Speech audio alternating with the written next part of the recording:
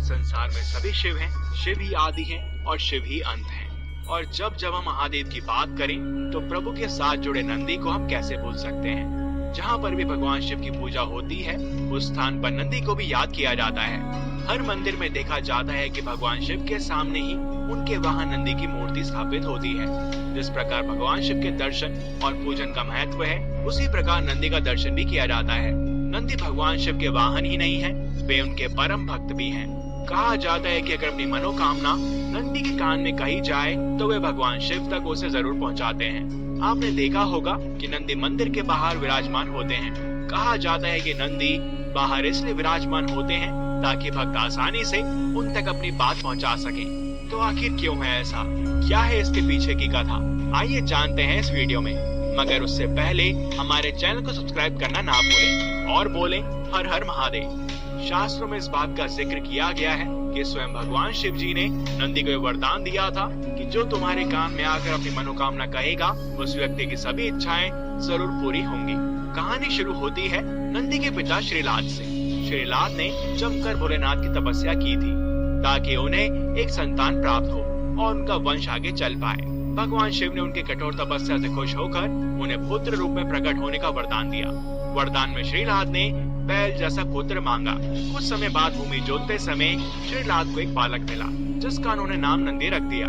जब नंदी को अपना अल्पायु होने के बारे में पता चला तो महादेव की आराधना से मृत्यु को जीतने के लिए वे वन में चला गया और वहां जाकर उसने शिव का ध्यान करना शुरू कर दिया। भगवान शंकर नंदी के तप से प्रसन्न हो गए और उसे वरदान दे दिया कि नंदी तुम मृत्यु और भय से हमेशा हमेशा के लिए मुक्त हो।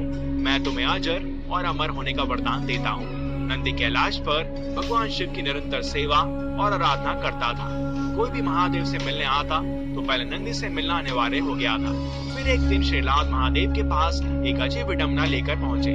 दरअसल श्रीलाद ने संतान का वरदान इसलिए मांगा था क्योंकि उनकी कोई संतान नहीं बची थी और अब सिर्फ नंदी ही था, लेकिन वो भी महादेव की सेवा में व्यस्त था। इस वजह से श्रीलाद को लगा कि उसका वरदान पूरा ही नहीं हुआ क्योंकि उसे पिता का सुख ही नहीं मिला। ये सुनकर महादेव ने नंदी को बुलाया।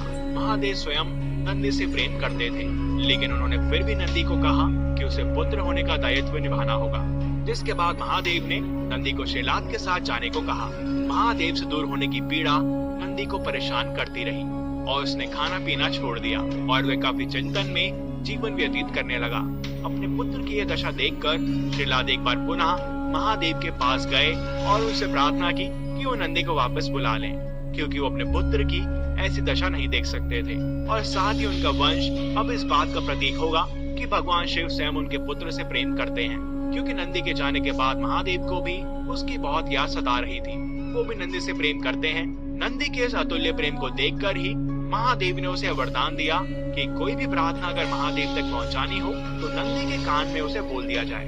ये प्रार्थना सीधा महादेव तक पहुंच जाएगी।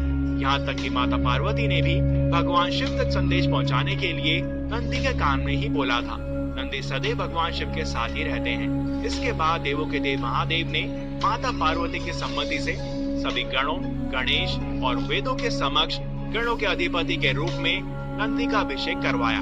तो इस प्रकार नंदी बने नंदेश्वर। इस कथा से हमें ये पता चलता है कि महादेव अपने सच्चे भक्तों को कभी अकेला नहीं छोड़ते।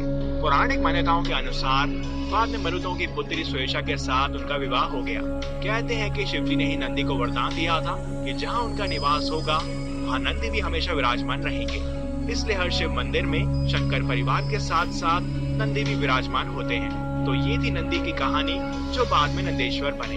अगर मन साफ हो और भगवान के प्रति आस्था सच्ची हो तो ही मनुष्य का उद्धार हो सकता है। तो बोलो हर हर महादेव। इस वीडियो को लाइक और शेयर करना ना भूलें। साथ ही भगवान की ऐसी अद्भुत कथाओं के बारे में जानने के लिए हमारे चैनल को सब्सक्राइब करना ना भूलें और बेल आइकन भी प्रेस करें, जिससे कि आपको हमारी लेटेस्ट वीडियोस मिलती रहें। इस वीडियो में इतना ही। मिलते हैं आपसे अगली वीडियो में। तब तक के लिए नमस्कार।